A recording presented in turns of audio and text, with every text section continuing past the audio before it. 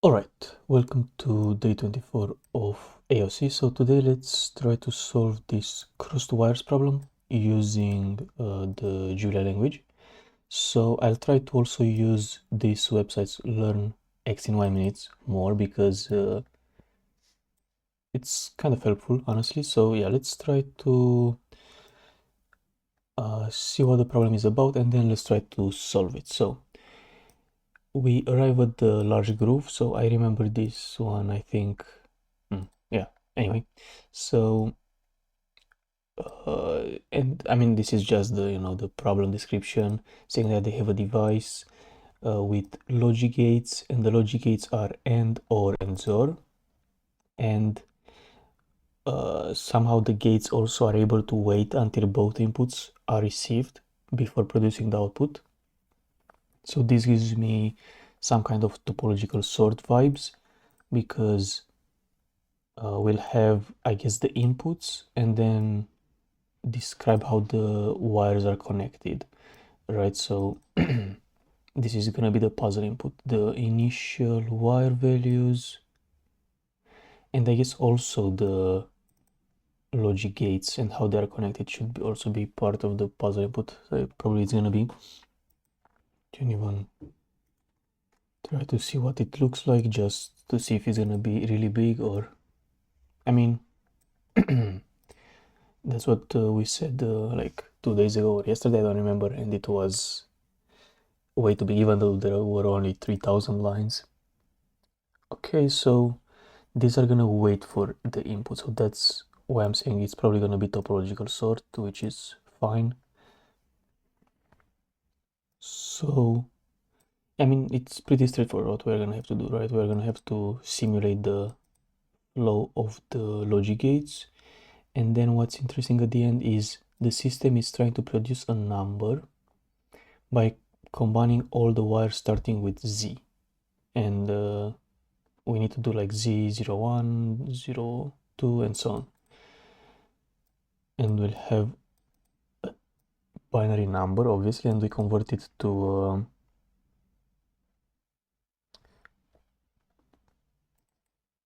decimal number, 1024 for this one. So what's the decimal number that forms when having like Z?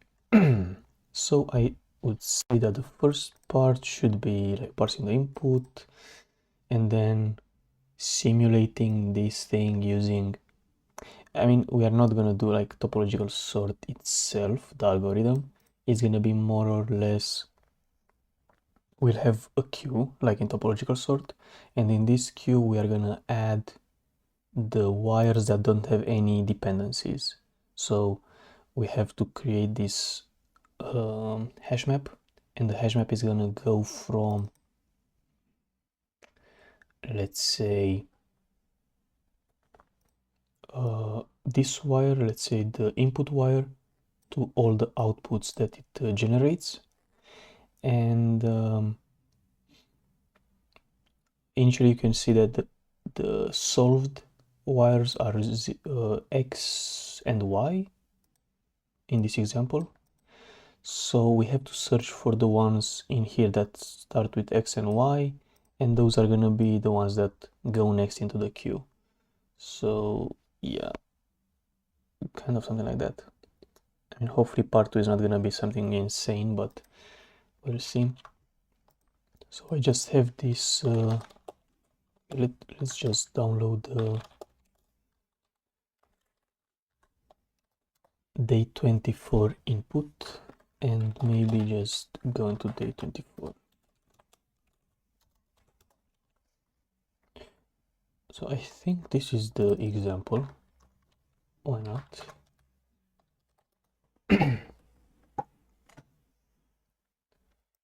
Looks like the example, let's see. So I know what was kind of missing. I guess the makefile, it's here. Oh, it also has the run. Okay, perfect. So I can just say make run tmp, and it's gonna read the input. Perfect. So I guess the first step is to see how we can parse the input. So just by looking at the docs, let's say, I mean, I don't think we can have custom types. I wanted to have like an enum, but I think it's fine. We can do just tuple.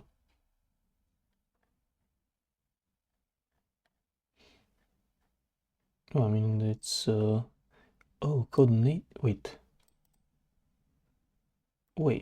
You can just write assembly.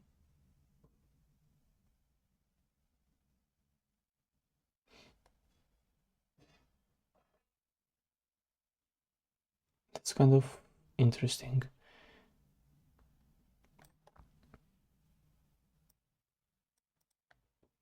That's kind of interesting.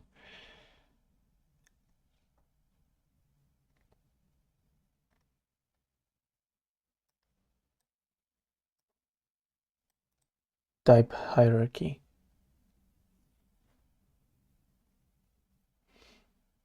I mean, you can have structures, which is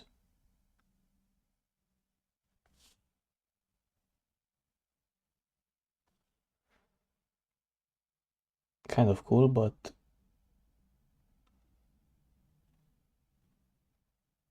yeah, whatever. Let's just try to do the parsing function, which is the initial. So function. Huh. Okay. I mean, I don't have any LSP, so it should be okay. And I'm curious, the convention of, okay, so it's Python case, parse input, let's say content is gonna be a string. I thought you can put types, like it says it's optional typing or something. Anyway, we'll see right away if it works. So we have parse input, it takes in the content and it's gonna return. Okay, let's search in the real documentation, right? Maybe we need I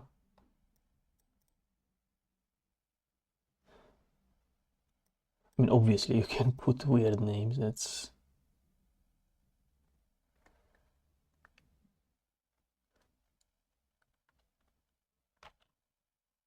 yeah, whatever. So let's see if we can just content. Can we find anything about string?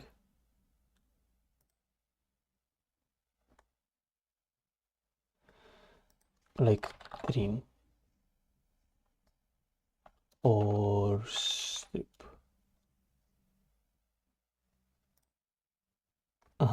So it's just a function.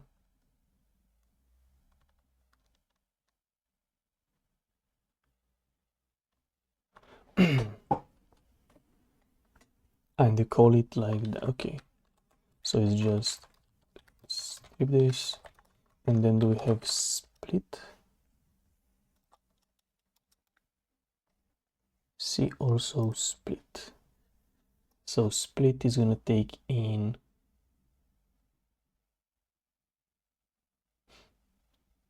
okay, so look at this example, right?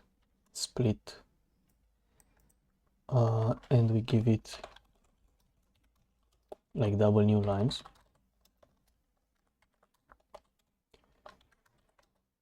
And if you take a look at the input, it's this part, which is like the initial state, and then the puzzle input.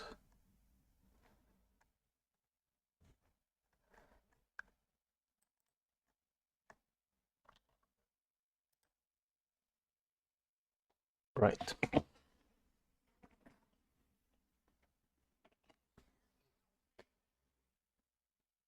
So I would kind of split it. So now we have it like this. We could split it in multiple lines. Do we have actually split line now? So we can split it by lines afterwards. I will assume you should be able to say like initial and rules.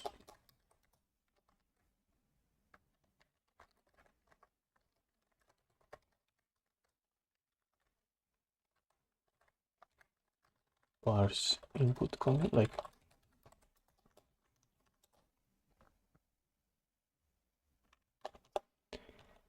let's remove that. Okay, so it actually works, but it's Python. Okay. So yeah, now let's think about it. So the idea is we need to build the dependency graph. So something like node, and it's used for a set of other nodes. So this is going to be the input, and here there are going to be the outputs, right, in a list. Okay. And so that's for topological sort, right? Usually we have a graph that contains the inputs and the output. So if we search just for topology, so Wikipedia, this is gonna be a list that is gonna have the sorted elements, but we are just computing them in place. We don't have the list. Maybe it's just gonna be the value of z or something. Set of all nodes with no incoming edge. So these are the, if you think about it, these ones, x and y's. These are the set of all nodes with no incoming edge. While S is not empty, we take a node. So if this is a queue, it's easier. So we take the first one, we add it to L, or in our case, we are gonna do some computation. So L could actually be a hash map that goes from a wire to its value or something. From wire to its value. Okay, then for each node M with an edge from N to M, so all the neighbors of N, we remove this edge from the graph. And if the M neighbor has no other incoming edges, then we insert it into S. So since we don't really care about the actual edges, we can just keep a counter of how many inputs each M has, and this is gonna be 2 usually. So sure, yeah. Okay, so that's kind of my idea. We need to build this S of the initial nodes and then the graph, and the graph is gonna have, so S is gonna be our initial queue and L is gonna be the graph of values. Okay, so let's see. Said S, right? So we have to split initial by lines. So split, let's do again, split strip initial by new lines, and this is gonna give us inputs, and the inputs are like this. So if we split each input, so for input in inputs, wait, for loop, I need to see how you write the for loop. Okay, so you don't have any, we can just print ln input and right? So at this point we should be able to say split strip. Can I split by two characters at once, or is it gonna be something like, oh, it splits by this or that? Let's see.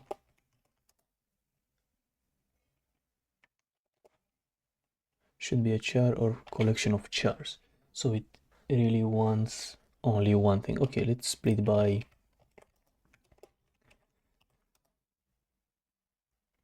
wait, what the fuck? Ah, I'm like, what? But I have to do that. Okay, let's see if it works to split. Okay, and yeah, it does. So we get the name of the node and the value, right? So we can say name and value is equal to this thing. As I said, we need a hash map. So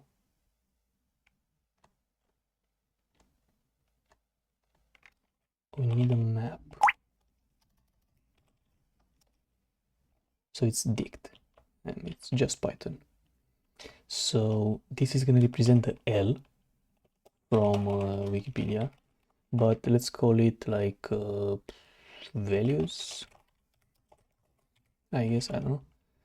So values of name is going to be equal to, hopefully that's how you set values actually. Well, it doesn't say how you put a value into a dict, but I'm assuming that's how you do it. So, oh, the Python funny one, yeah. So here, Julia parse int from string. Did I parse? Oh, I mean parse.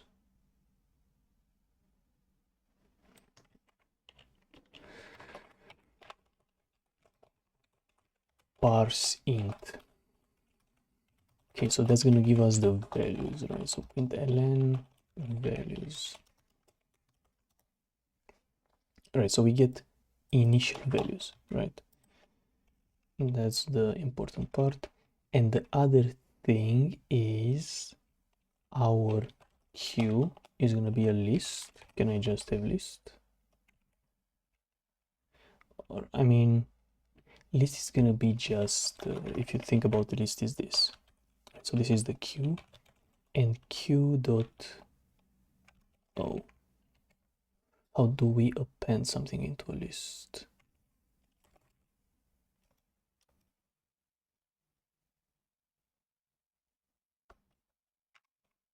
Oh, with the push. So we can say even, we can even say this is a string list, and into the queue we have to push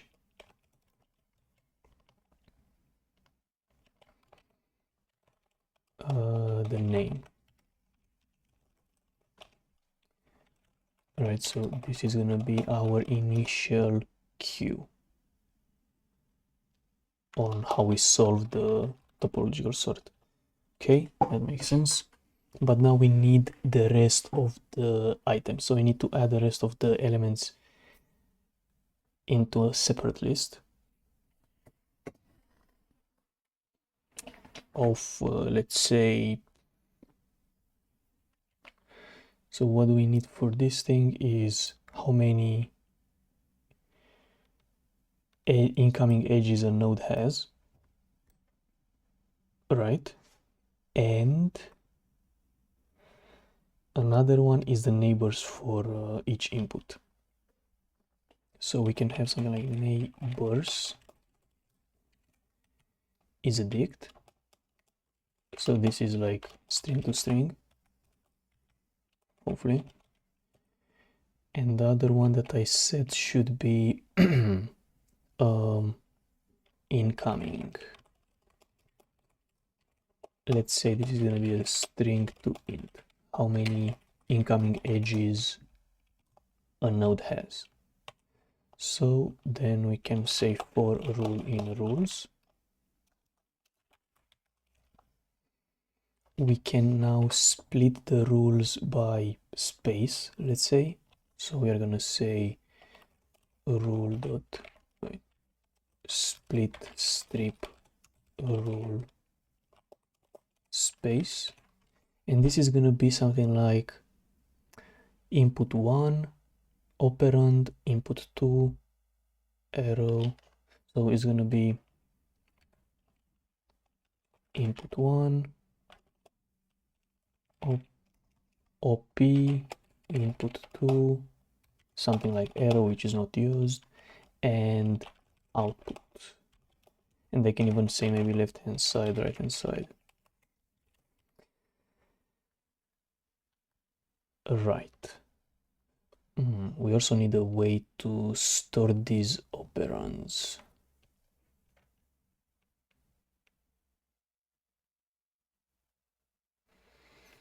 We need a place to store the operands. So I guess neighbors. Surely there is no like default dict. Yeah. Actually, neighbors is gonna be to a list of strings. Right. Or a set. We could use a set just to see how set is used.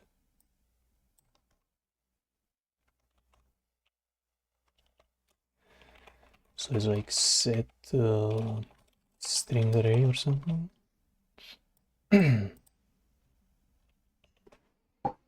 Anyway, so that's the idea. We can try to use a set, and then incoming is gonna be how many neighbors each thing has, and maybe is operands is gonna be the node to the operand. So this is like how are we computing the output. So it's like how are we computing the output. Maybe like name to op, right? Or something. So the neighbors, let's do incoming first. So no, operands, they just one. Operands of output is equal to op, straightforward. Now incoming, let's think about it. So incoming, we need to do +1.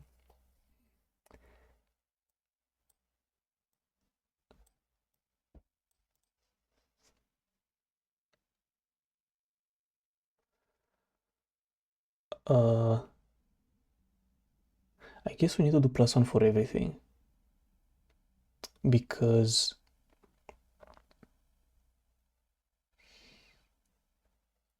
inside of values, we already said these things. So honestly,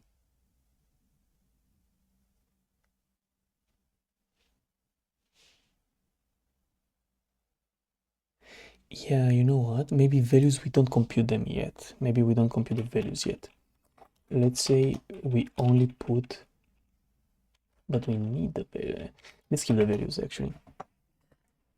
So, but I don't think we need to push into the queue yet.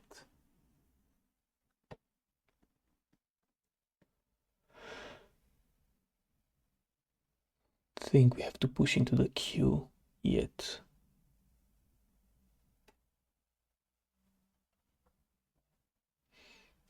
Yeah, let's not push into the queue.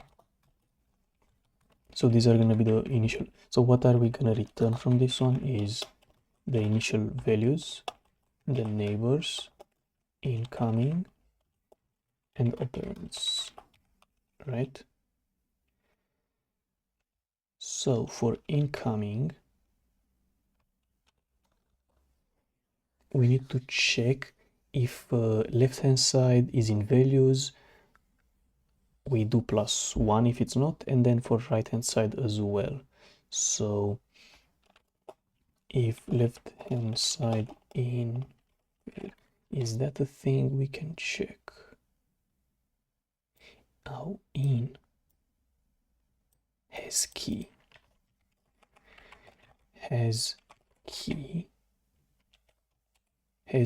values left hand side. If it does, then we don't do anything. So if not, where is the if statement? If else and, okay, so if not has key, then we need to say something like incoming of output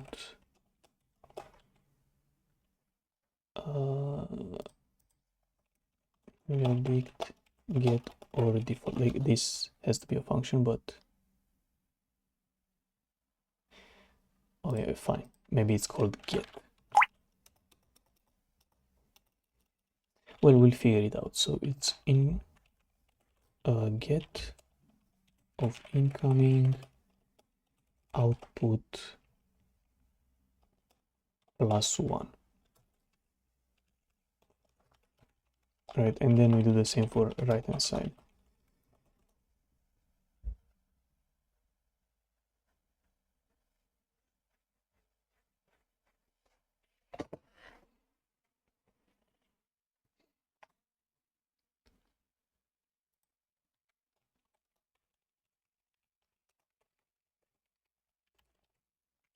See incoming, what is gonna be like?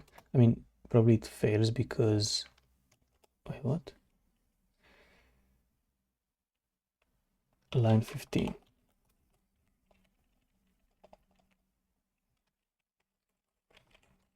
What inside? Did it put the exclamation point? Oh, you know why? Because I forgot to say here.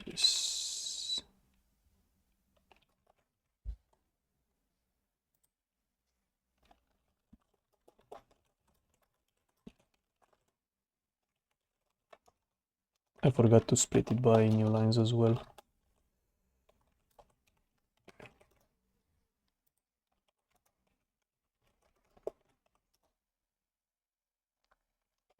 Note is not defined. So it's exclamation point.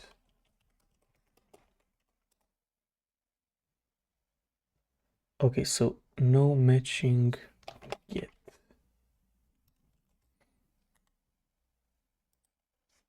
Dict. Let's see some stuff about the dict. So can we get oh, nice. So that's an actual function. So it's this or 0. All right, so all of them are gonna be 2s, as I said. Really, all of them are 2s.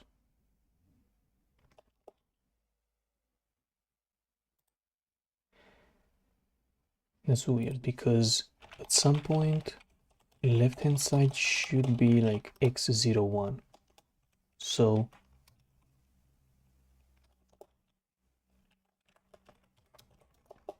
like at some point they should be common. Wait. It's a bit weird because if you think about it, here, for instance. Ah, yeah, that's true. Oh, you know what? Yeah. So what I have to do then is incoming output is equal to 0. Right? So some of them are gonna have incoming of 0. Okay. I don't know how I can set the type of a dict though. Can I initialize a dict with a type? Like string, here for instance, string int or something. Oh, nice, I can. String for the operands, and for the neighbors is gonna be string set. Let's see if it complains. It doesn't. And if I say string like this or something,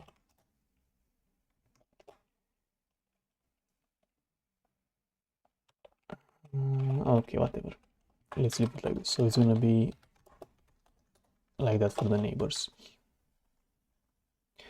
Okay, and for the neighbors, now you might say, okay, but we are looking at the incoming. How are we gonna set the neighbors? Well, we are not setting the neighbors for the current node. We are setting the neighbors for each left-hand side and right-hand side. So we are gonna say something like neighbors of left-hand side is equal to push. So we use the push from the set. Where is the set? I mean, you saw it was push. Push. Here. We push into the set. So we push into neighbors into get from neighbors left hand side empty set, and we push output into their neighbors, and then for right hand side we do the same. So that's how we generate the neighbors.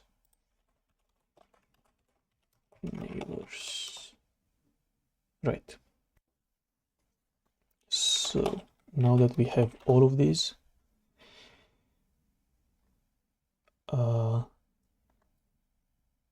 we actually kind of want to create the queue. Well, we can create the queue after we parse everything. So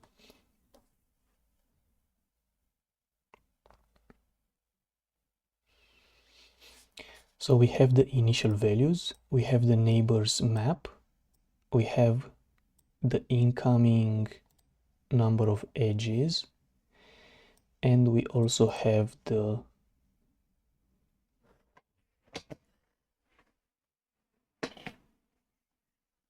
operands to use. So let's say values, neighbors, incoming, operands. So yeah, let's build the queue first. Queue is gonna be an empty string array. So now for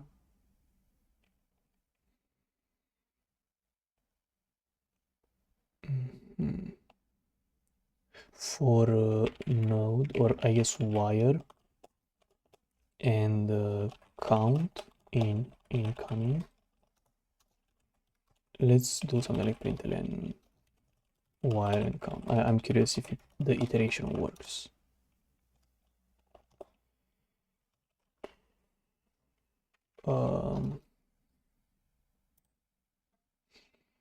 I guess Julia iterate dict. How to loop through a dictionary. Okay, so I have to use parentheses or something.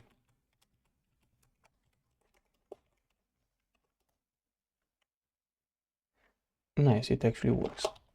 So if count is equal to 0, then q, I guess, push q wire. So that's how we are going to build our queue. Println q. Nice. So now while len, or I guess while q is greater than 0, can we pop from an array? Actually we can. Actually we can pop. Nice.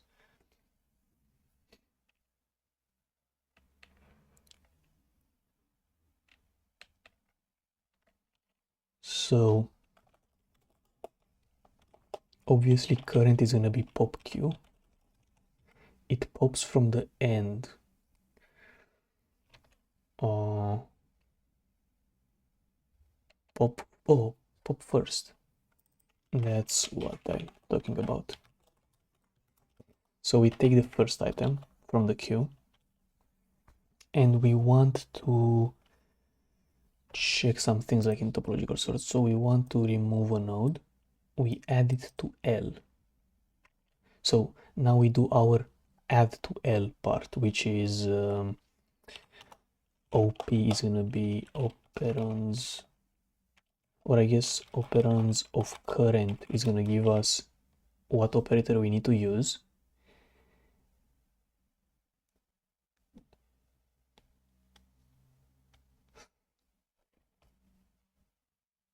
Right. Then left hand side is gonna be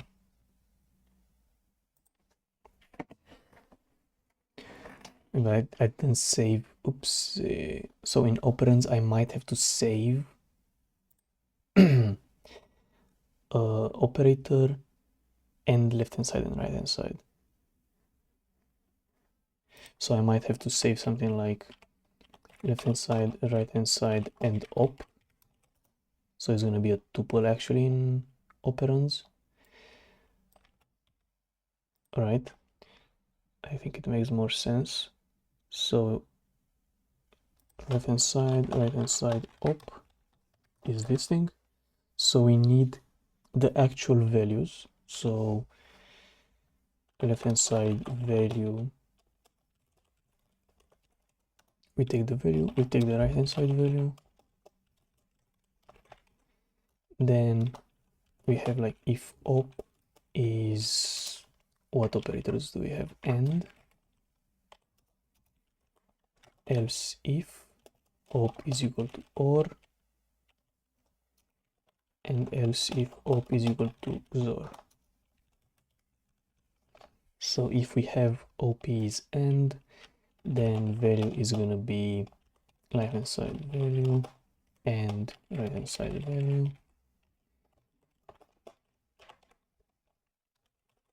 Here we do an or on right hand side value, and lastly we XOR right hand side value, and on the else case we I guess assert or raise exception.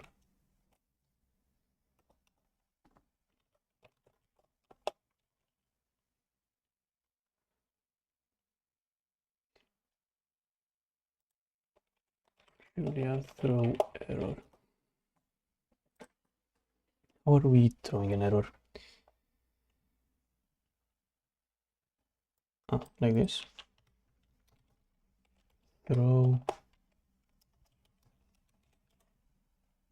Oops. Oopsie doopsie. We throw an oops. So that's how we get our value. Okay. Initially, let's say value is 0 or something. And what we have to do is values of current is equal to value. So we computed its value.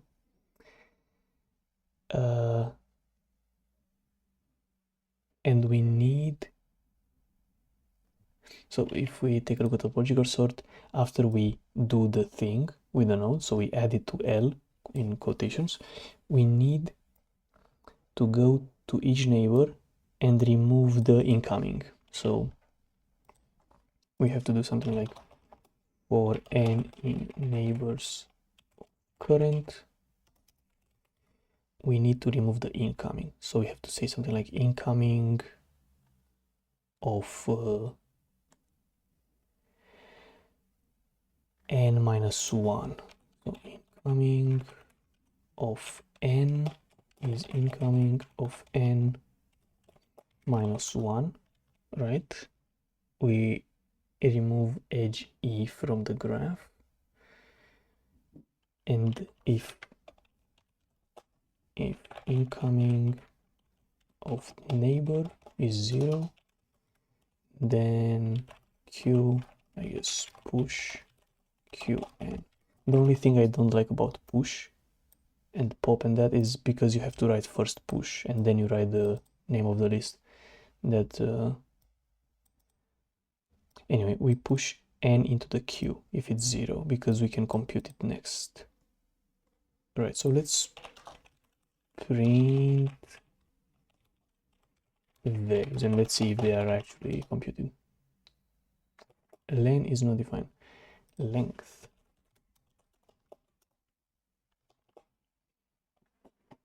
Oh, nice. We don't find one of these, but where did it happen? Where did it happen? On line 45. So we might have to add some. Wait, what the fuck? 64. So here. So current node.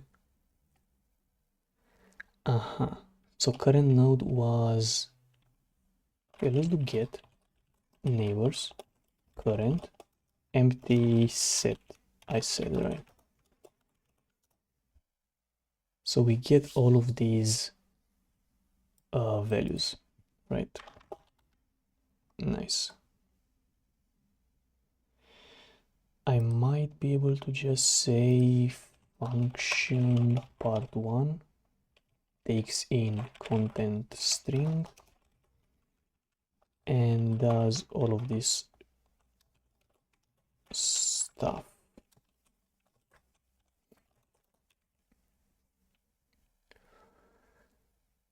All right, so now let's do another for loop over the values. I use values. If, and now I need a starts with. Stay nice. So if starts with wire z.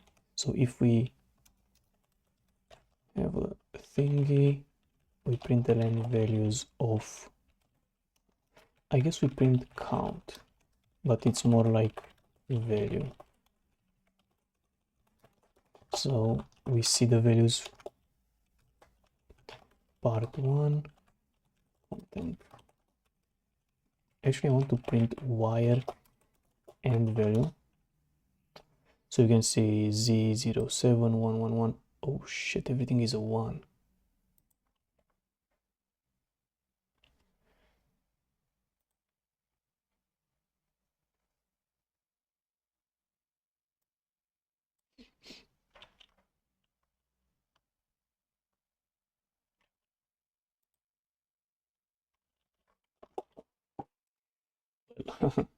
Whoops.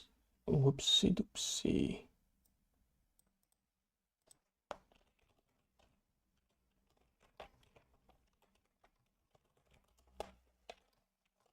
And let's see.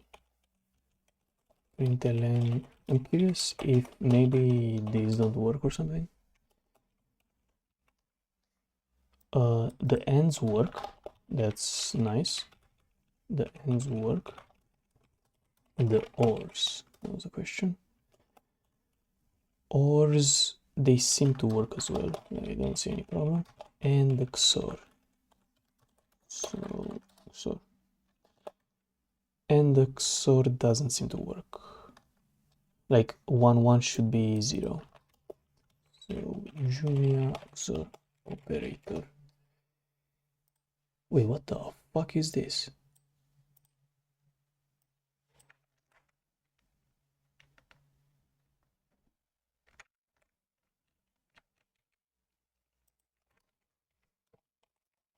Yo, I have no idea we're actually doing APL. If you know that language, it's crazy. Okay, so now we actually have different numbers. That's good. So let's shit, how are we gonna do that? How are we gonna sort? Okay, we should have a sort function. Sort that's probably gonna take in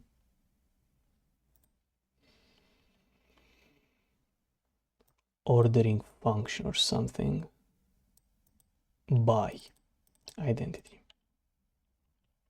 Okay, so what I'm gonna actually do then is outputs is gonna be an empty list.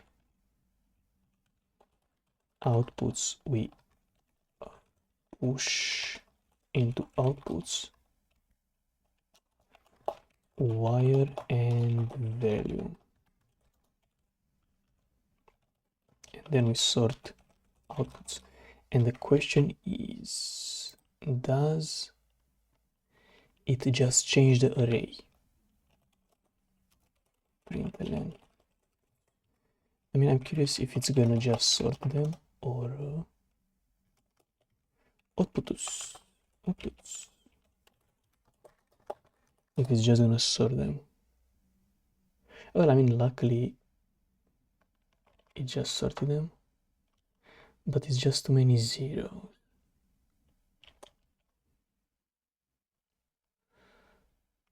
I don't think it's too many zeros though. I think it looks good. Yeah, it looks good.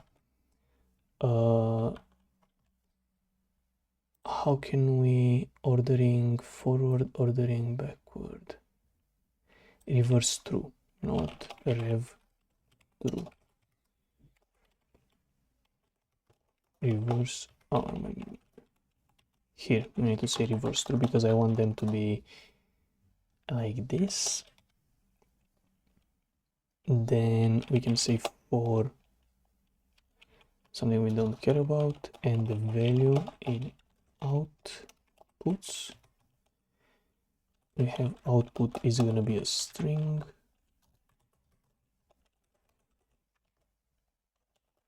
No, output plus value. You know what? I think that should do it.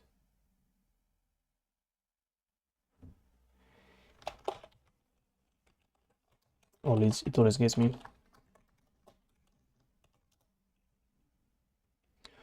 Ooh, int 64. Can I just string it?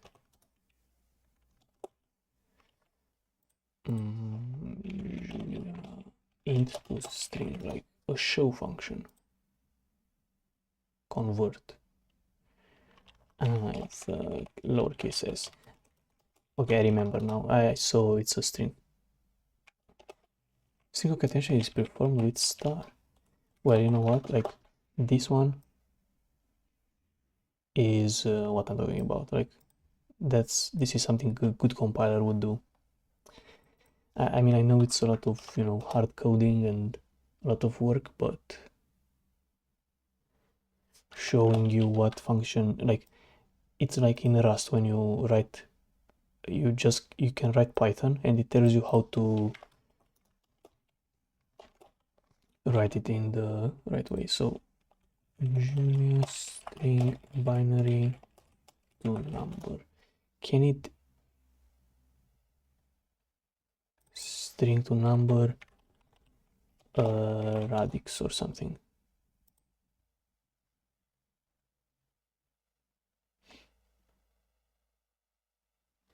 So we have a parse function, parse,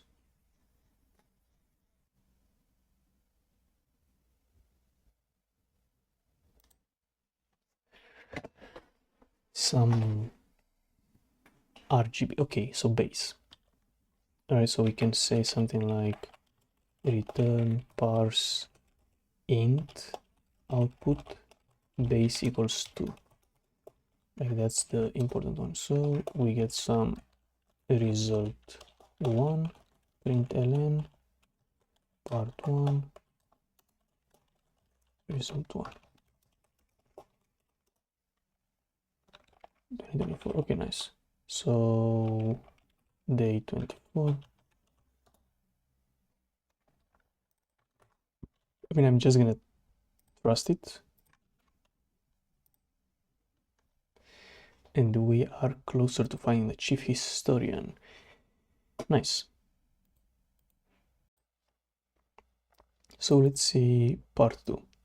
We inspect the monitoring device and we are simulating adding two binary numbers. Okay, I mean, makes sense because it was like X, Y, and Z. Specifically, it is treating the bits on wires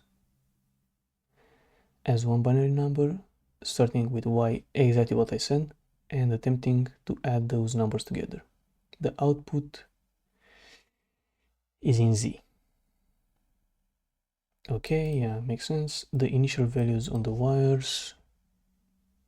Wait, the initial values for the wires represent just one instance of a pair of numbers.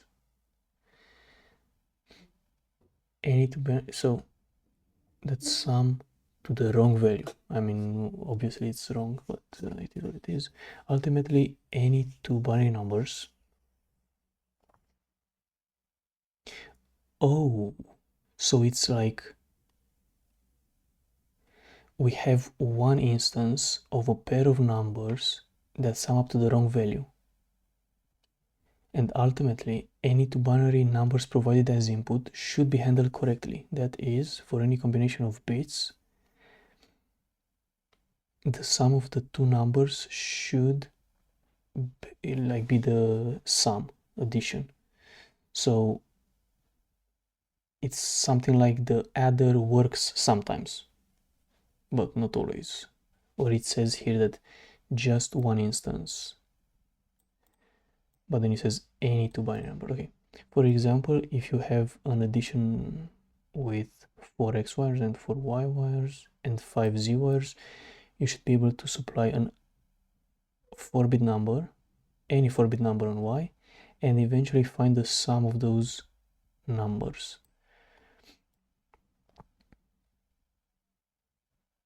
11 and 13, so this one gives us 24. Unfortunately, our actual system needs to add numbers of whatever many more wires based on the forensics of the scuffed addition. You can tell that there are exactly 4 pairs of gates. Oh no, don't, let's not do that. Please, no. A gate can only be, so we swapped the outputs of some of the gates.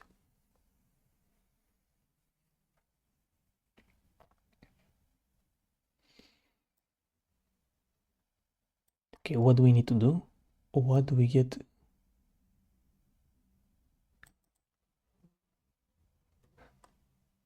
However, in this example, 2 pairs of gates have had their output wires swapped, causing the system to produce the wrong answer.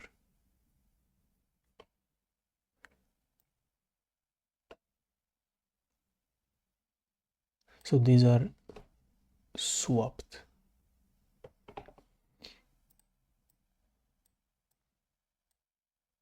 The second pair of gates is this one. Correcting these two swaps.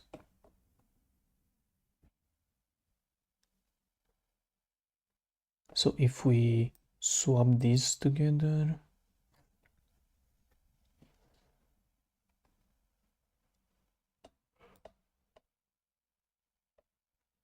by sorting their output wires names. Okay, so for instance here, if you were to determine that you need to swap output wires AA, EE, OO with this, you would answer, wait, what?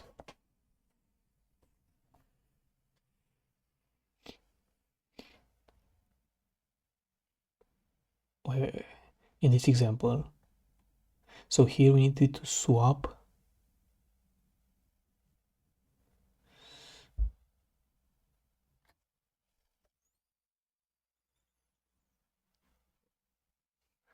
the outputs, not anything related to input. So here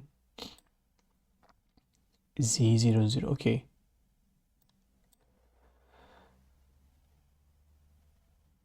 So we just swap this with this.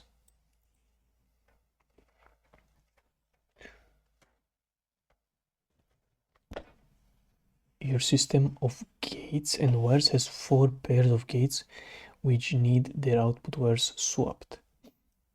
8 wires in total. Let's brute force the shit out of this one. So I think brute forcing won't make sense. Brute forcing doesn't make any sense.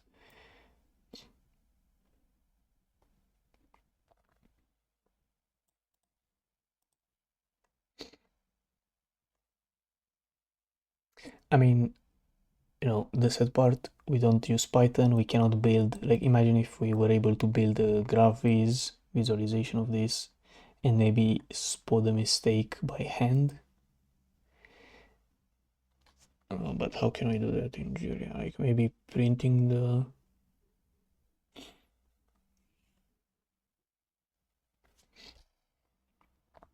Like, how can we spot it manually, right? I mean, this is... I think it said here that imagine that this one does something else. Bitwise AND, right? So you can clearly see that this is swapped with this and this is swapped with this if we want to do bitwise AND. But we need to do the addition.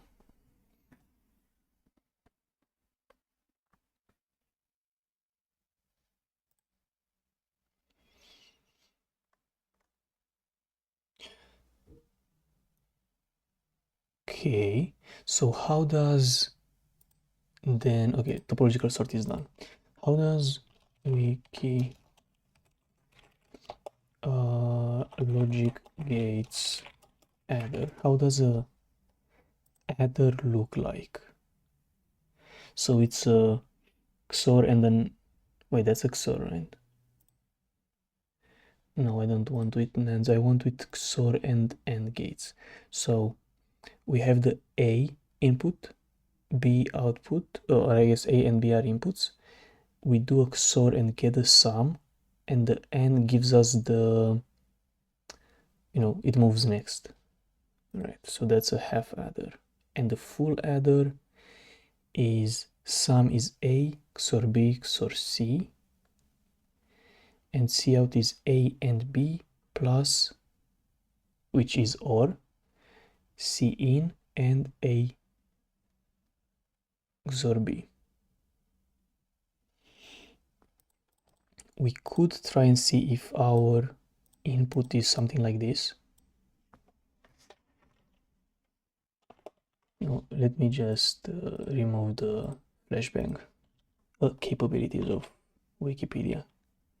So if we do A XOR B XOR C, we get the sum of the 2 bytes, 2 bits, and to get the C out, I don't even know, is it like the remainder, something like that, is the, when you count on your fingers and you have the C remainder, you do A and B or that stuff.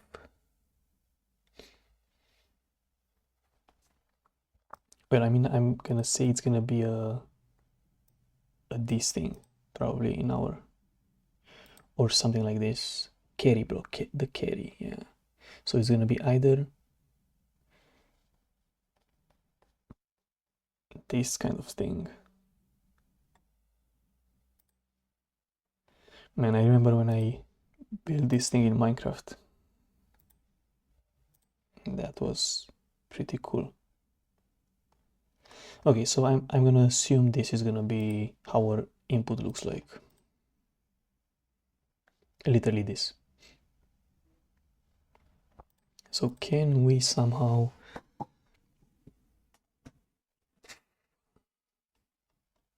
check this one out?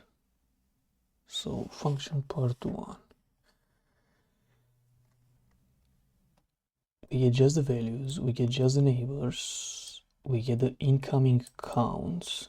So incoming and operands not really important.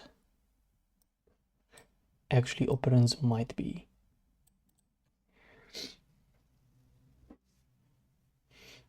So let's think about it. Let's make a function part2 end, and the input for the function is gonna be, it's gonna be the same thing, right? And what do I want is, let's check out the z wires. So we go through the operands, right? And we get the left hand side, right hand side. Wait, it's actually wire, left hand side, right hand side, OP. So let's say that if the wire starts with Z, we do something like println wire, I don't even know.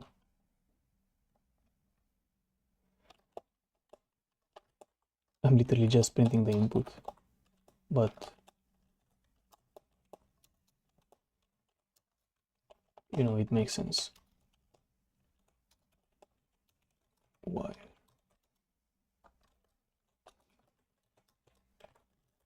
Part2. Let's see for TMP. So we have all of these, right?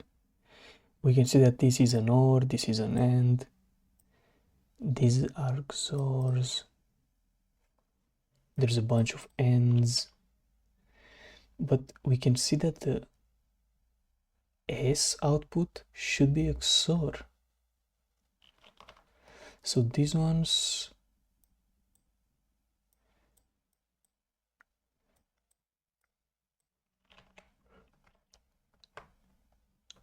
but there are kind of too many of them.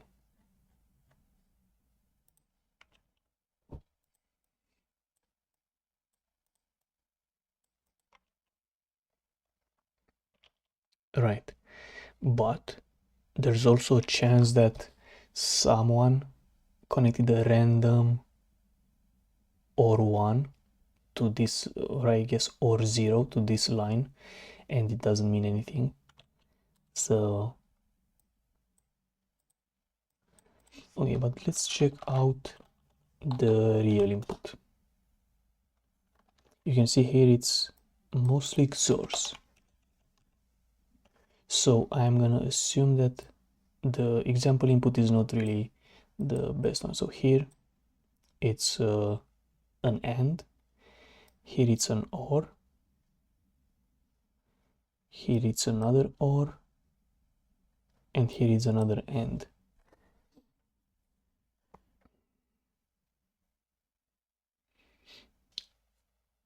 So interestingly enough, there's 4 of them, right, which don't follow these rules. 1, 2, 3, 4. So I think we actually just found which ones we need to swap.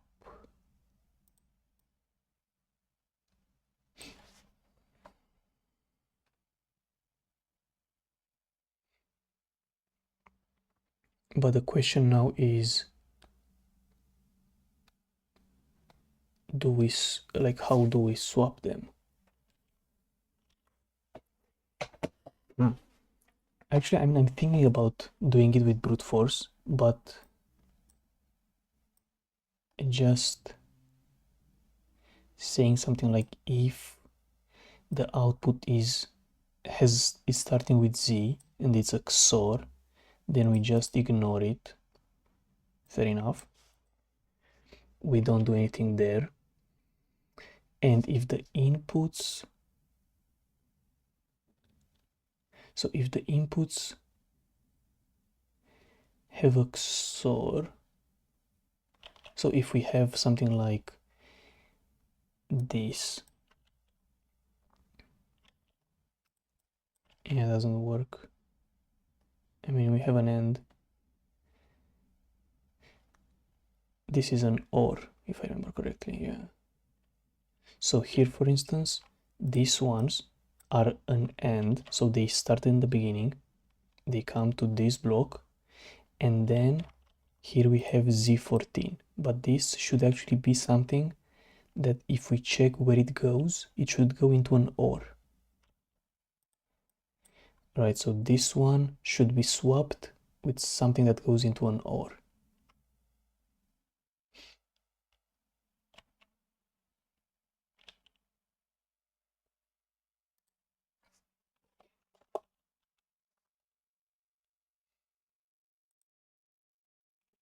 Let's do here a print ln empty, and let's try to see what goes into an OR. If OP is equal to OR, let's see what goes into an OR. So, as I said, we are looking for something with 14, Z14. So we should see a Z14 as the input. Maybe we don't actually, but see here, Z45, this one is not right. This one should be swapped with something else. 45.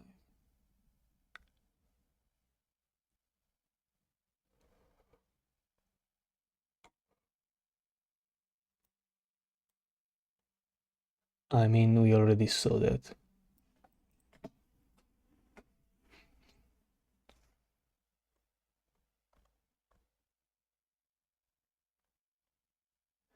That it's Z45 here and Z27 here.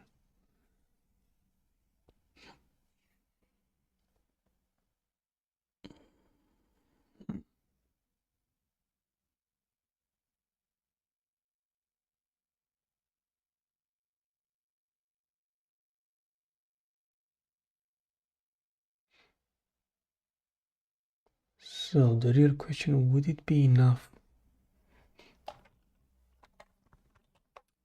to run brute force if we remove these cases? I still think it's not.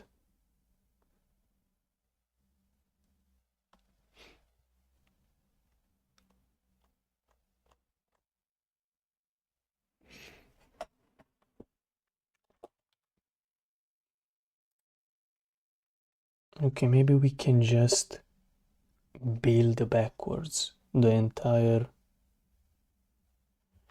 block of the adder and see which one breaks. It's also an option. So let's do something like print ln computing. So if OP is equal to XOR, that's when we computing wire.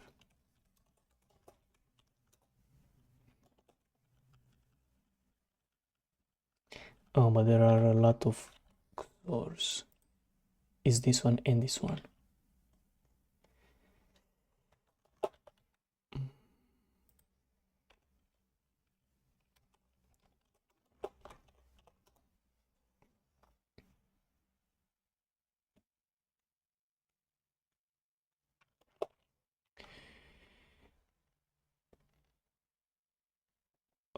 Okay, so when we did this addition,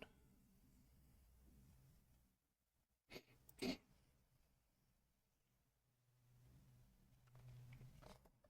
was something like if starts with left hand side x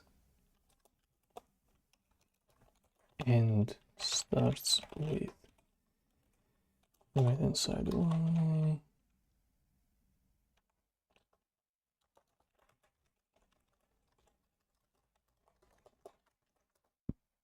We print this stuff.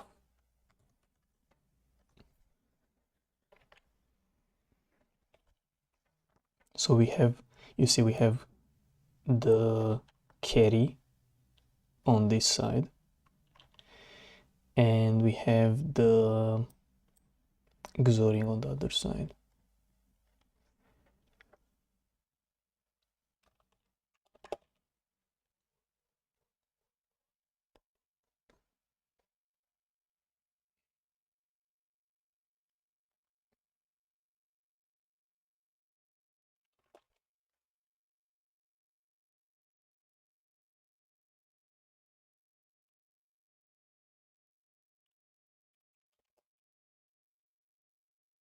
Well, I also see it's always the same indices, so clearly it's going to be the same indices. So let's make a map.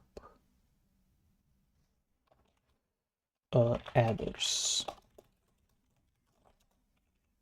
Right. And address, others. So these are going to be the adders that we are trying to build. So can I print ln left hand side one Python? Nope.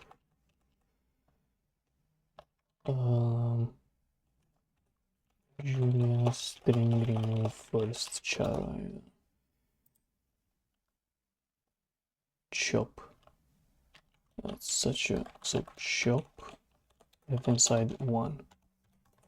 See, this is why like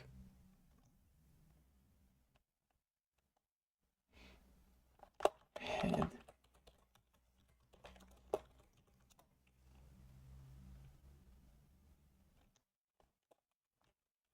Wait, what?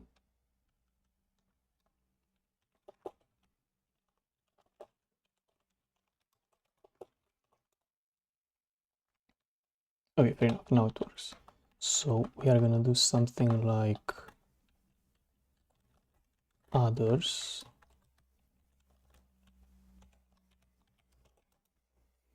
So what should this dictionary be?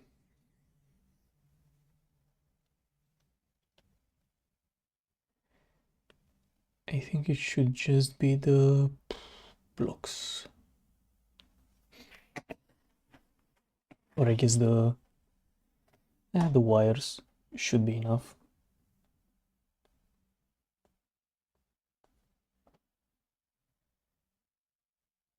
The wires should be enough, to be honest.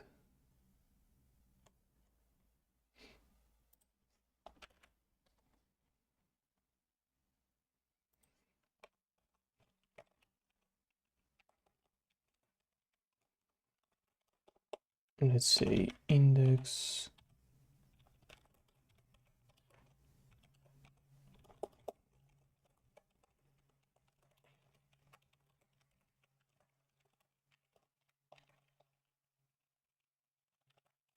let's put the wire input. So now if we say print ln adders, what are we gonna see? Something like that. Yeah, that's what I wanted to say. I was expecting to see two of them. Here I see two of them. But for example, here I don't see two of them.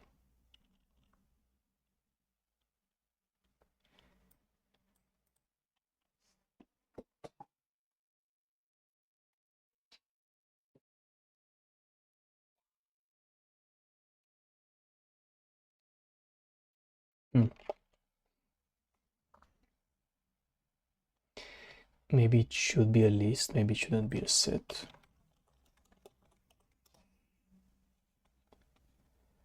Okay, but it's still weird that we have only one for 32, for 29. It's like so many of them.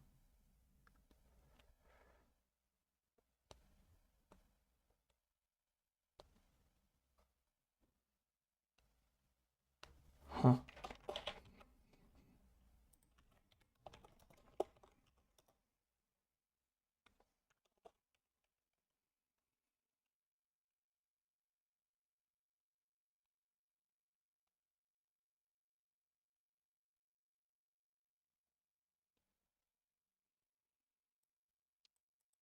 Like this one, for example, is a XOR, so it's this piece right here. But then we also need the end part.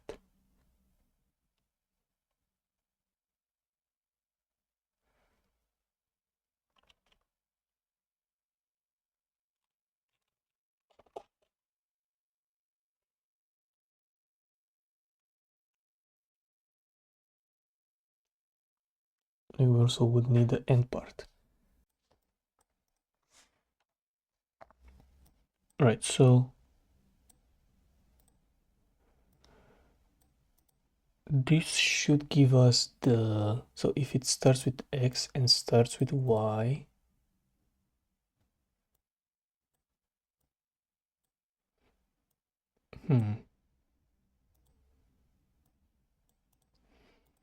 but the problem is anything that starts with Y and X, is it like reversed like that? I don't think so. Oh, there actually are. Shit.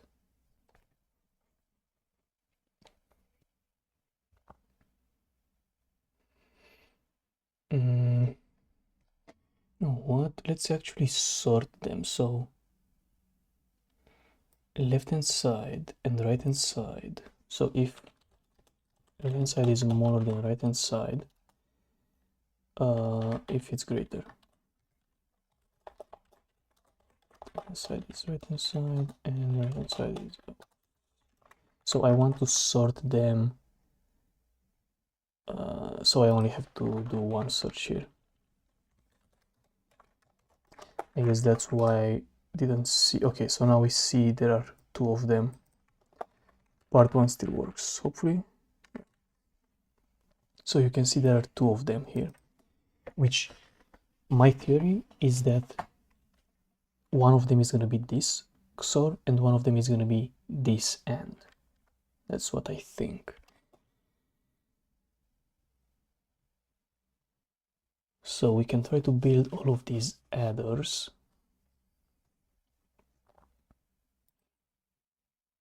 Right, if they start with X and if they start with the other one.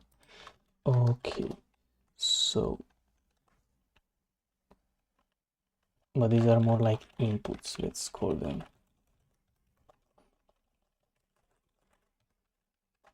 All right, so we know that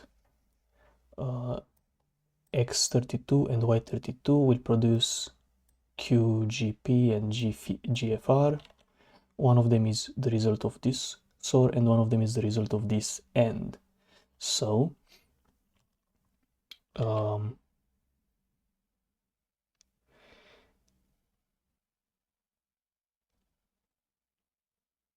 let's try to start with the 001. Let's try to start with the 001. I'm pretty sure it should work to have a Jupyter notebook in Julia. I think it works, but I'm not sure. That would be yeah, that would be so much cooler because you don't have to run this every time. Anyway, so we have the result of the first XOR. Right, inputs. So I could just say print inputs of 00, that's the first X. We would get these guys. I already see something wrong, right?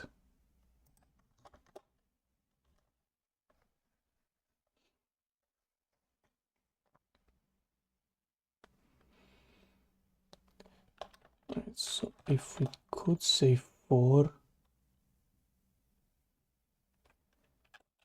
in inputs of 00, we can print ln, let's say operands of input. What are we gonna see here?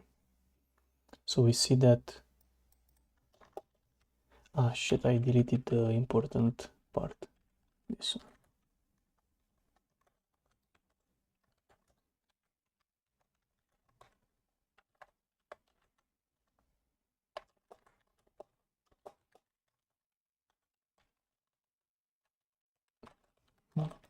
So if we take a look at this thing, we see that we get FGW as the result of the AND. Oh, and the XOR, you know why? Because we don't have any C in, it's gonna be directly S, so this is fine, right? can we maybe have something like get the keys of a dictionary? Keys. We should be able to get the keys. So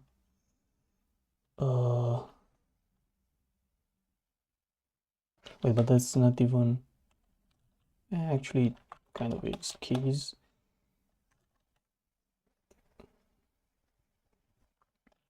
inputs is equal to keys.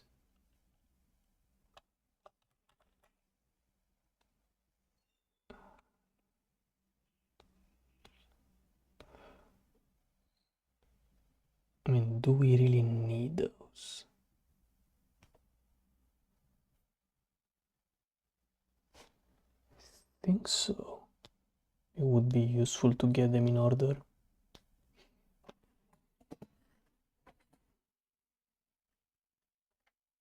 But then let's say we check out 0, 1. What are we supposed to do here?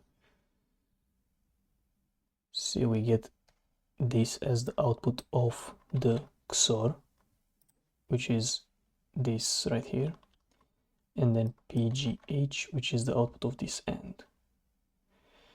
So this should go into another XOR with C in,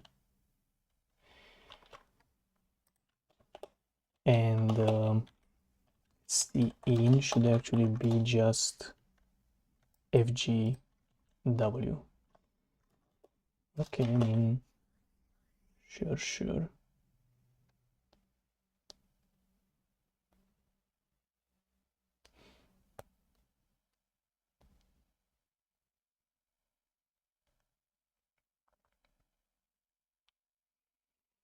Chop, you know what? Let's parse it to an integer. Let's parse this one to an integer. So index is parse int index base 10. So we get it as an integer.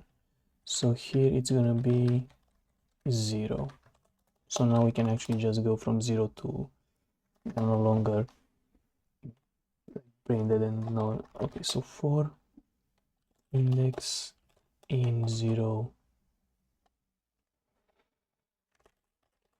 length inputs, can I do that?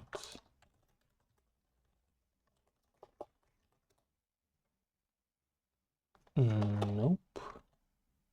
How do I make a range? The fuck then?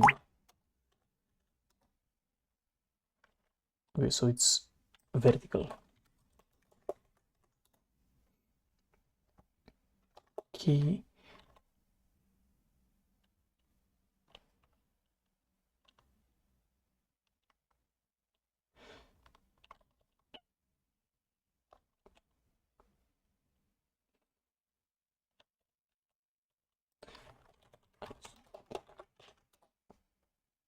Okay, so at least we see like pairs of 2, right? Each one what it outputs. But I would like to go more into depth, at least from 1 onwards, because for index 0 it's like that's kind of everything you can do about it. So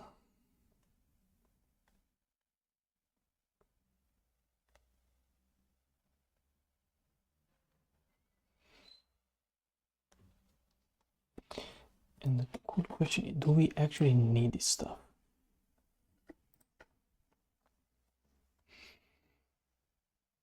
I mean, why not? Why not?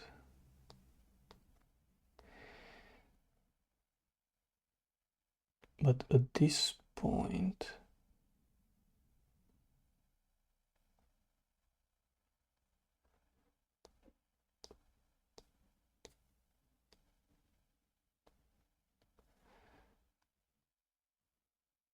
I will need something like this. So we start at 1, right? And we know that the carry is going to be FGW.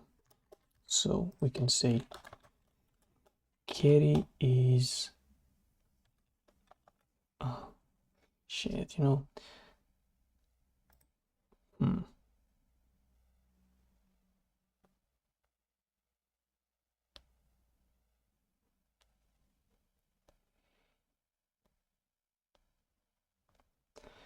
Okay, I mean,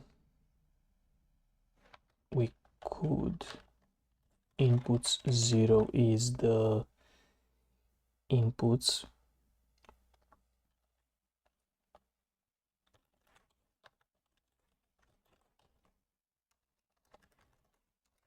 Python. So this is the input 0.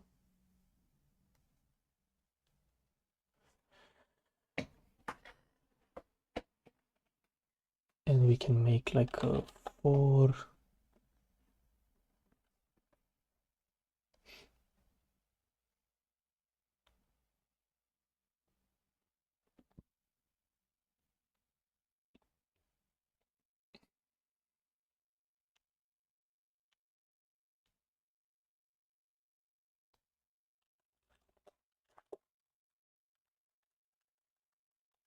I mean, in the end, it's still this, right? So this should be the same thing.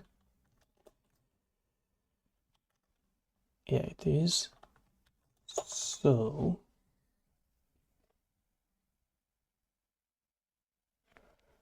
question is,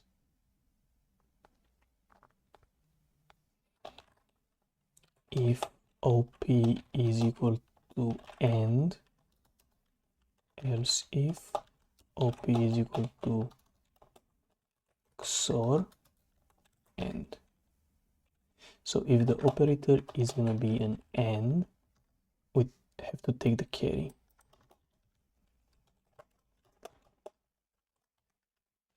Carry is equal to input, right? There's the carry. And if it's a XOR, then it's just Z00, so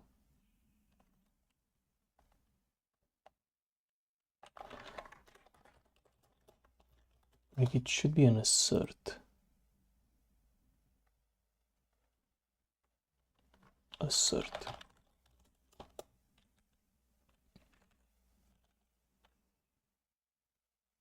I guess assert imp is equal to Z00 in this case.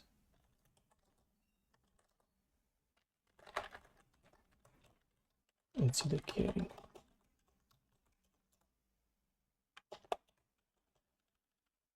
Alright, so we get the carry. Now from 1 onwards, what we have to do is we have AB, which produces the XOR. So if OP is equal to XOR, OP is equal to AND, and the AND. So if we have an AND, it's basically this one.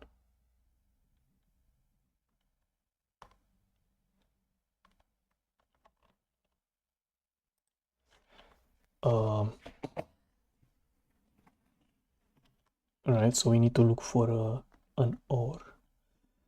Then we have Cin and the result of the XOR. So the result of the XOR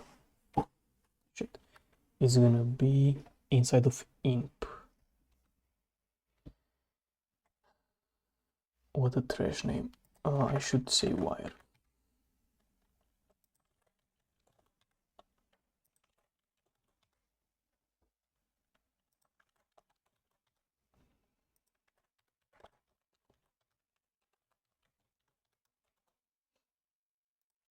So inside of wire goes here, and the previous carry goes here. So we have this wire and carry will go into a XOR. So that's what we need to search for.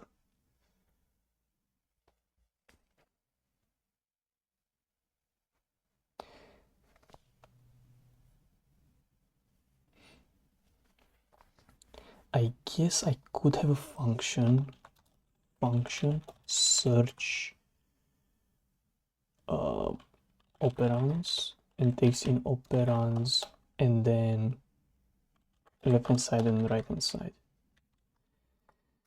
And we're gonna have a for loop wire, or I guess wire 1, wire 2, inside right hand side OP runs, and if wire 1 is equal to left hand side, to right hand side, or I guess the other way around, because they can be reversed.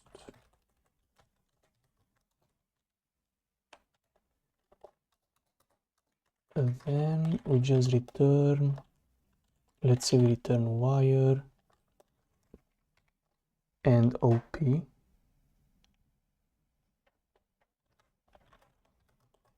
So we return which wire we put our result into and the OP,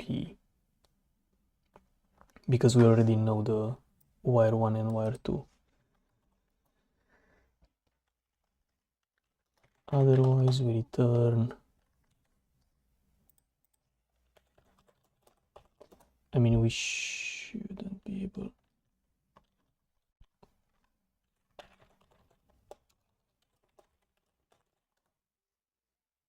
there was a non-value in this language, nothing.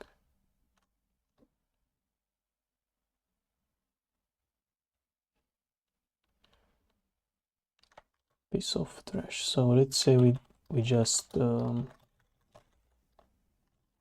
assert false or something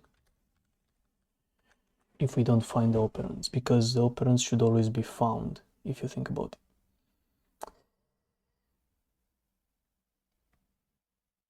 Then we wouldn't even need this part right here, because we would be able to just say find x00 and x01. But see, it's interesting, we might be able to find multiple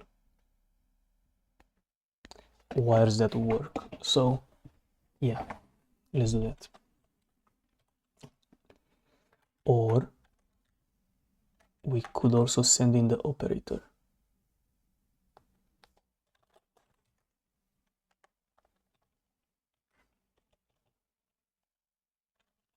Like the op. So here it would be like and op is equal to op. So that gives me the wire.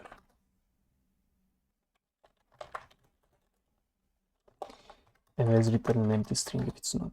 So then we wouldn't even need this part. We could just do stuff like wait, what do I call it? Search operands. Search operands, and we say x00, y00, and we search for XOR, right?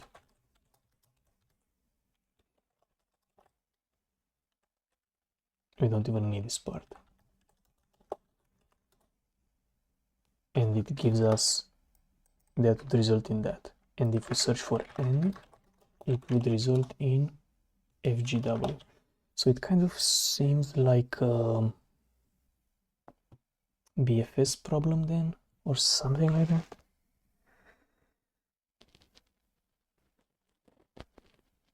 Okay. So what if we do the same thing as we did here? So we create a queue. Of the ones that have incoming of 0.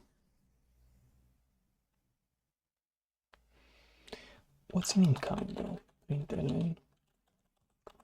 Curious. Oh no, in a queue. What do we have in queue?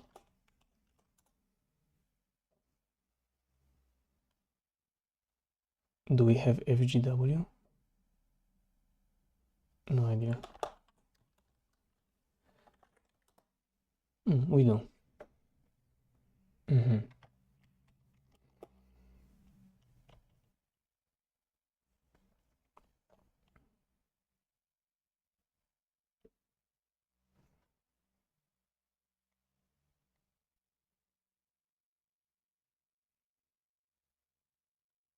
whatever. So let's say we search for the XOR and we make sure that it's a Z, or at least for this one.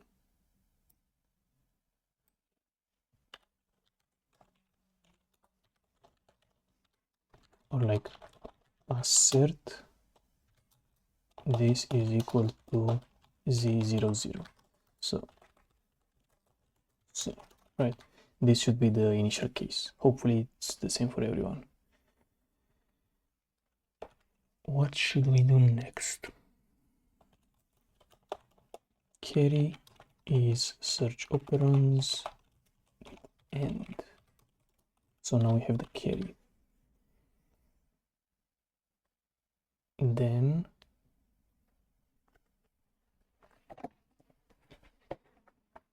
let's say we do the same thing, but now for let's do it manually for a few steps until we figure it out. Intermediate here, so intermediate inter1 with XOR is gonna give us an intermediate value here.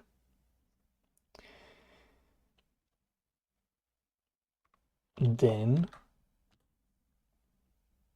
search operands into operands and carry and inter1 with XOR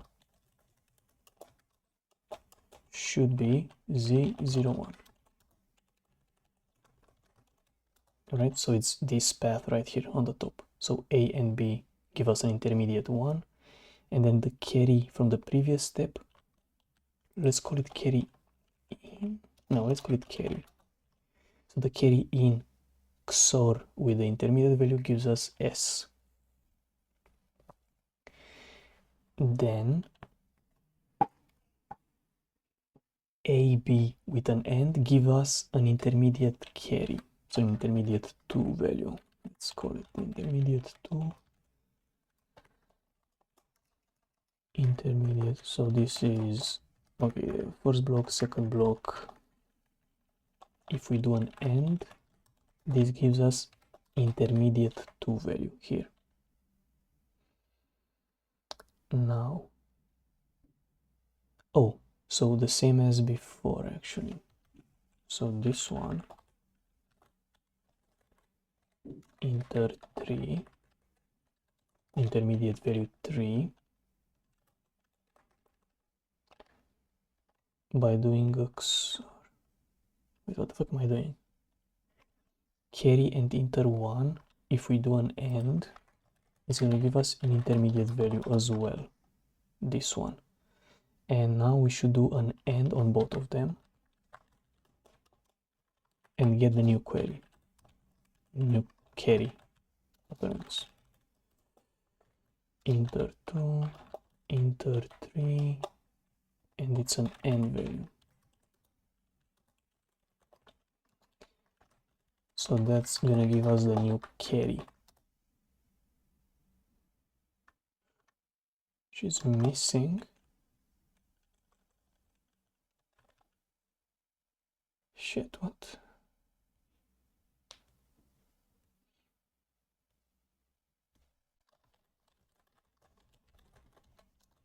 What's inter 1? The intermediate 1 value.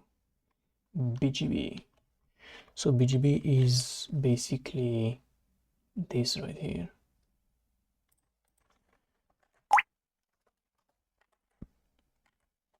Yeah.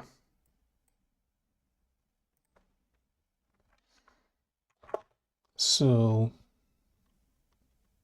then the carry XORed with BGB gives us Z01. Yeah, makes sense. But then what happens here with inter 2? PJH.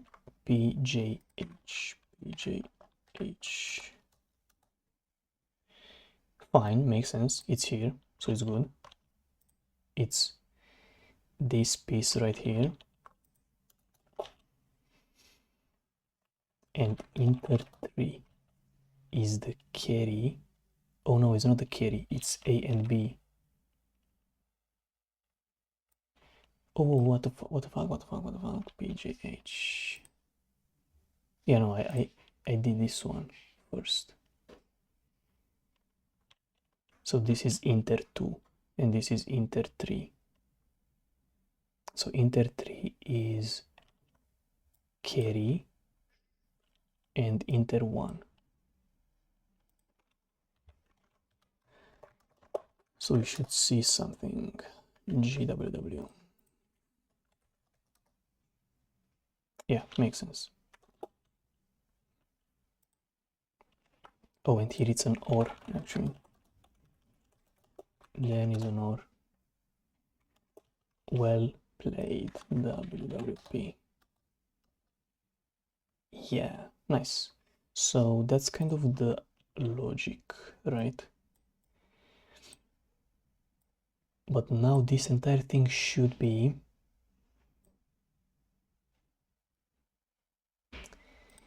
in a for loop.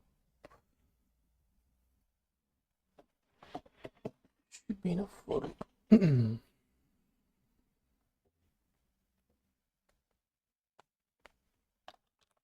So for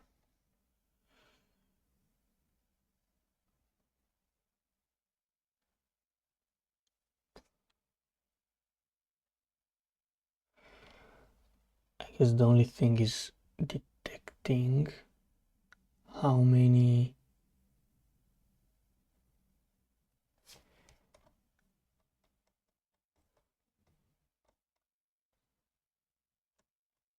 Z's we have. So let's do.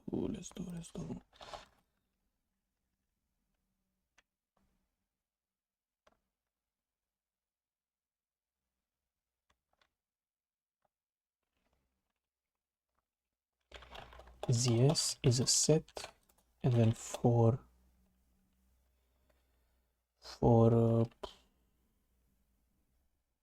don't even know. I guess the one with operands. This one. Operands, and if starts with wire Z, ZS push ZS wire.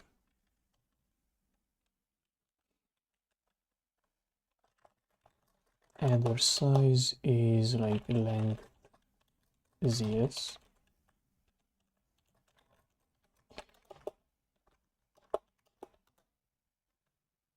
The fuck? Wait, what? 101.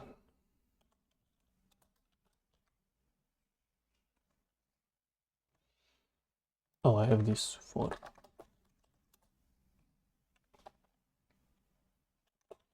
Okay, looks fine. So if I do a for index in 1 to adder size -1 or something, and then I do an end, and let's say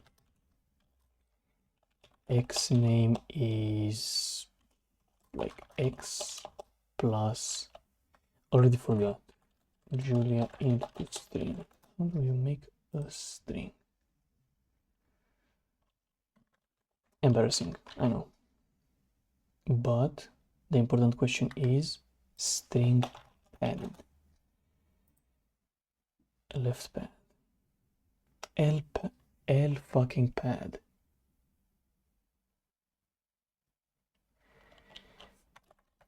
L pad index to 0. Is that it?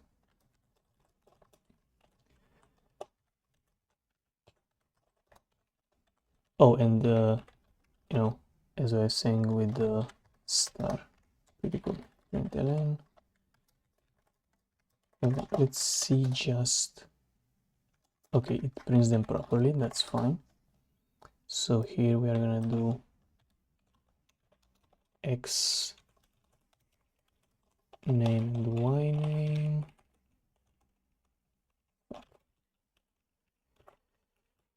So we have these guys. Oh, and Z name is also important. Z name is Z times LPAD index to 0.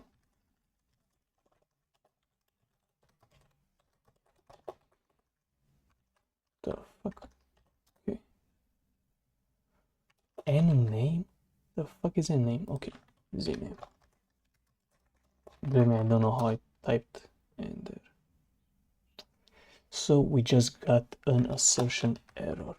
That's perfect.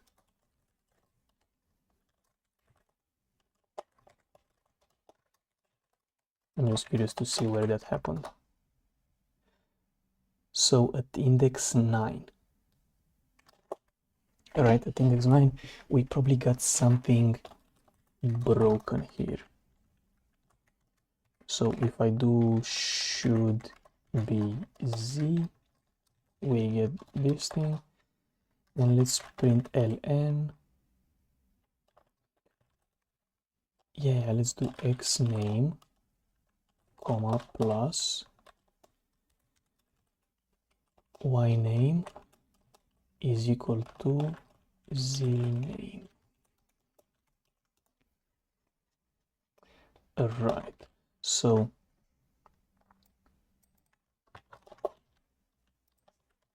should be Z. So it looks like, I mean, it got broken, but why did it get completely broken? Because it couldn't find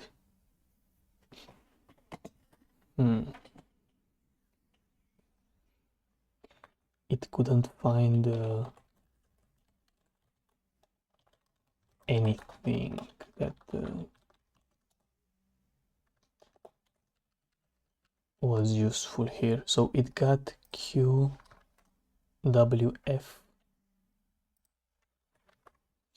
right, as the output of that XOR. And then we couldn't find anything that gives us Z.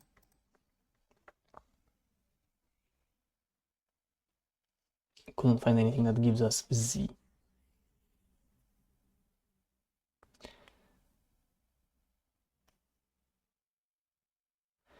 So the problem is, if inter1 is an empty string, then we need to do something else. So we should have an if statement like this after each search operands. Right. So we have search operands that take in wire, and operator. But what if we have a function search operands like search outputs? So this takes in operands, one of the wires that's used as input, the operator, and the wire that we want to use as output, right? So how is this thing gonna work?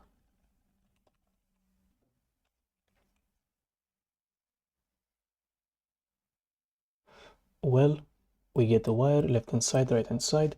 If wire 1 is equal to left hand side and wire 2 is equal to wire, or wire 1 is equal to right hand side and wire is equal to wire 2.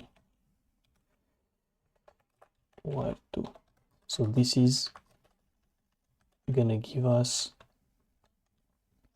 the fuck. I should have two separate ifs for this one. Here we return right hand side. It's what causes wire 1 and operator to give us this as an output. And then on the other, case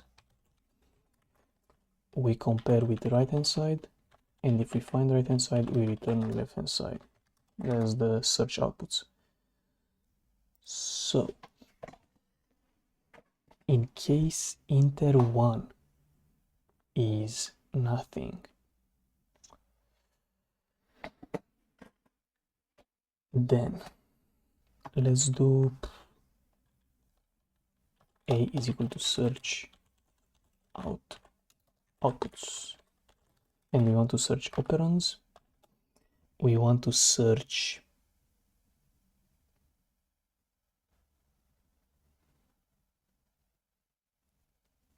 what do we want to search?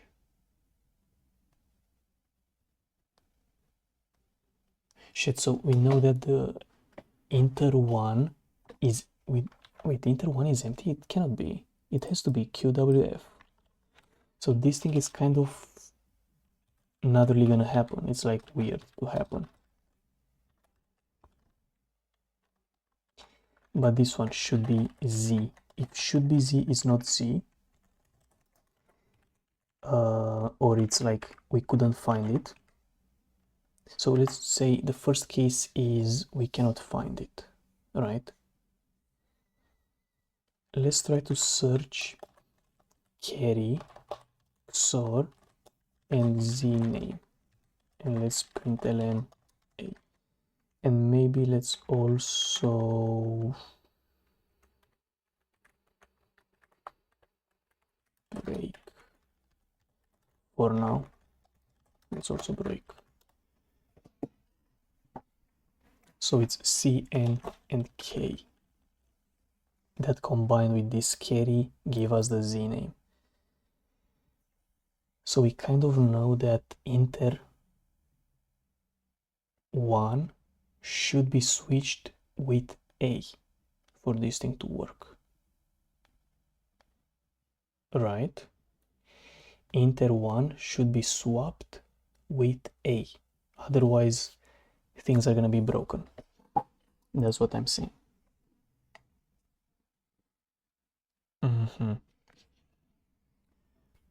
Is that true? So inter1, I guess so. I guess I'm just gonna say inter1 becomes A, and it is what it is. Like that's the first thing we need to swap. Swap me daddy. We have another else if should be Z is not equal to Z name, then println should be Z and break this back. Let's put here Z name just to have a printing. So as I said, I think that here we should just say inter1 becomes this, and or I guess inter1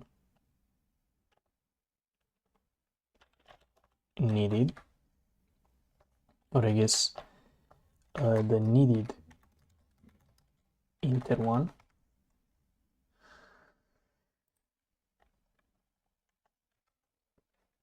so I can say swap needed inter1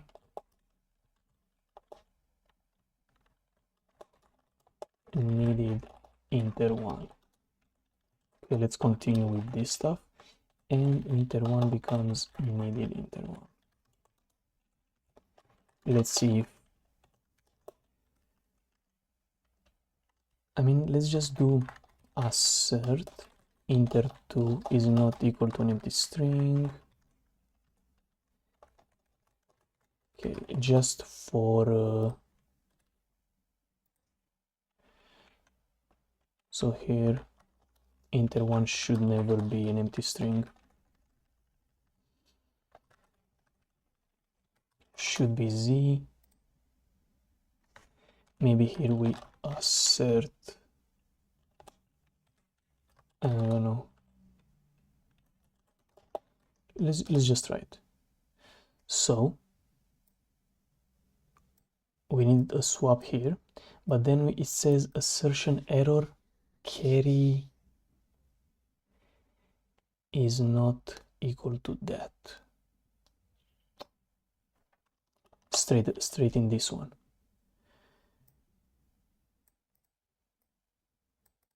Why did that one happen? So we need a swap. QWF with CN and K.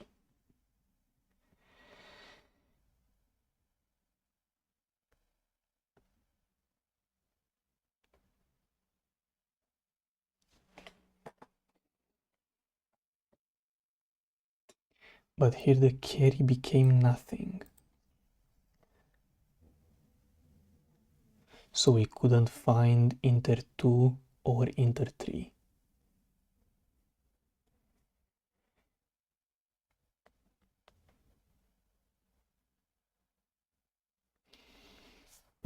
Well, what do we know is that we need to swap inter 1 with needed inter 1. So maybe from now on, we also need a hash map. Swaps dict. Right. So here, for instance, inter 1 should be get swaps inter 1 inter 1. So in case we have this wire marked as needs to be swapped, we take it from the swaps, otherwise it keeps its own default value, so that's fine. Then here we need to search for a wire, but what if this wire was swapped? I mean, it's too far, honestly, it's a bit too far. What I would expect to see, honestly, is that here println inter 2 or inter 3, I expect them to be, one of them to be equal to C, N, and K, right? So it actually needs to be QWF. So I'm actually just gonna use this get thingy for this one. So we do this, we swap, boom, boom, bing, bam. Do we also need it for the carry? Maybe. Not sure. But I wouldn't say, like here, like come on. Like probably the problem is not that annoying to need that there. So let's just try like this. What? I guess I forgot to add it to the swaps. So here, swaps of inter 1 is needed inter, and let's not forget about the other way around, I guess.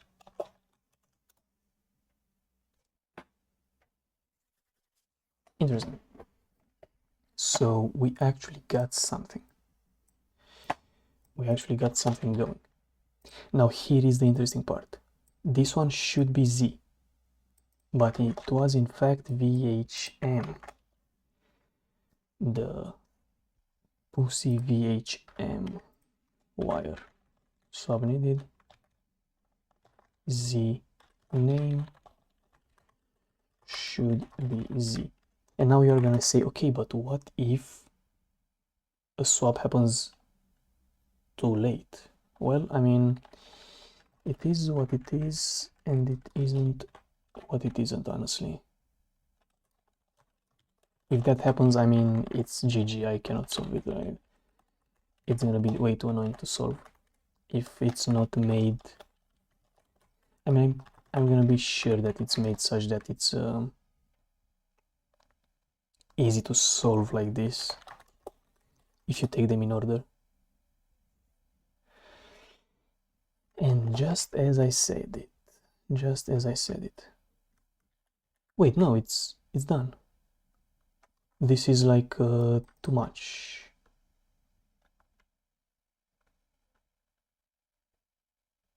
$45, right? It's completed. But what happened here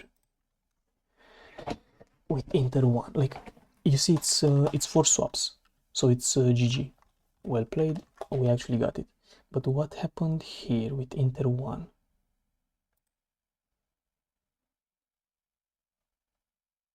Do we really have 45? Z 45? Shit, we do. Do we have 46? No, but 45 is the last one.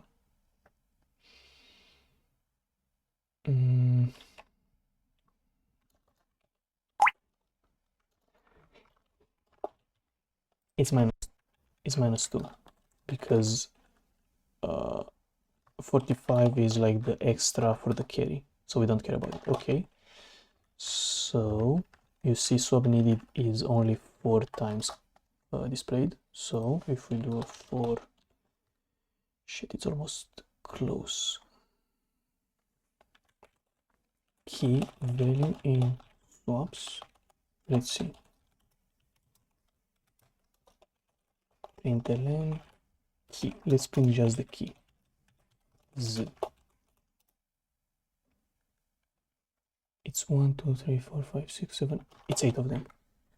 That's perfect. So we can just take the keys and sort them, right? That's what we need to do. Sort. Fuck. Keys swaps. Reverse not. Let's println this bad boy and let's see.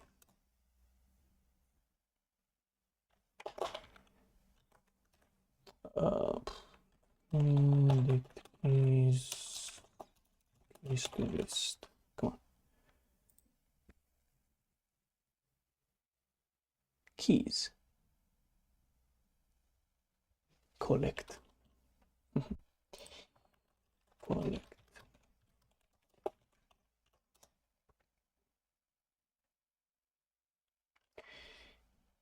Yeah, and the answer should be just them separated with commas. So can I just join this thing somehow?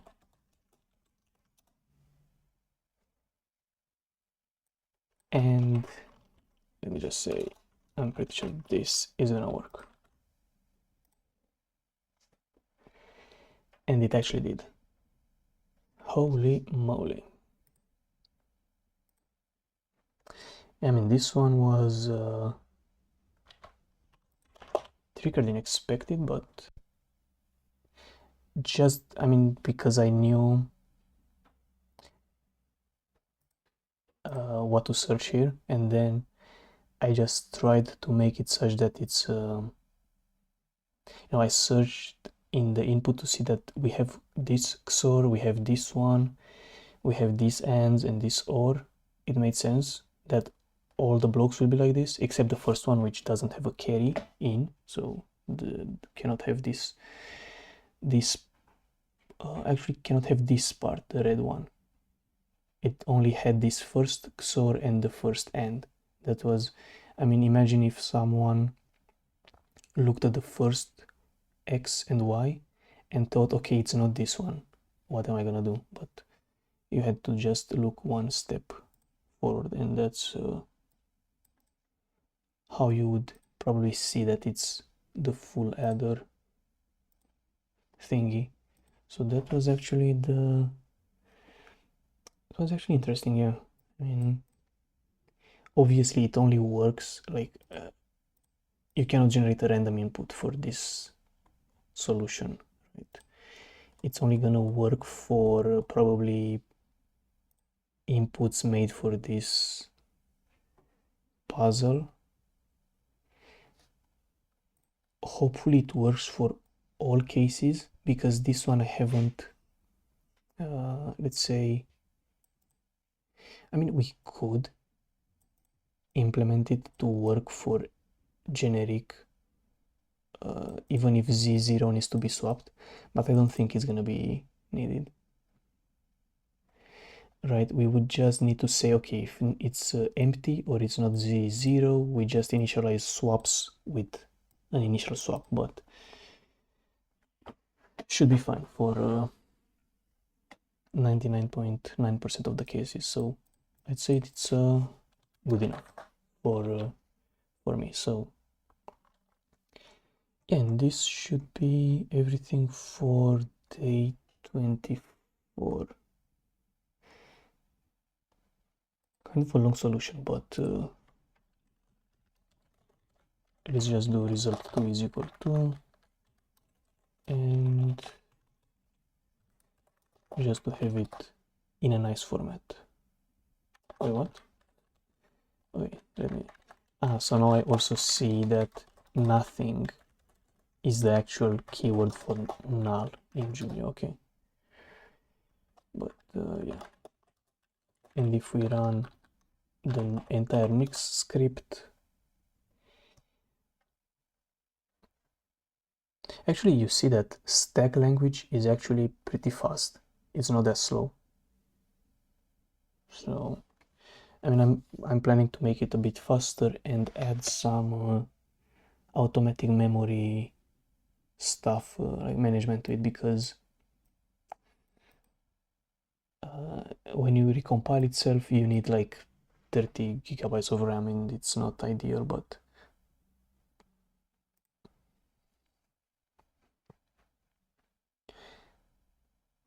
so yeah, it goes.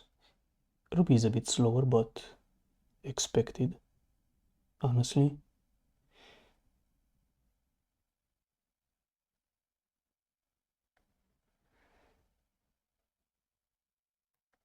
And yeah, the last 2 days, I saw it, there were a lot of days with this kind of output, but there was no day with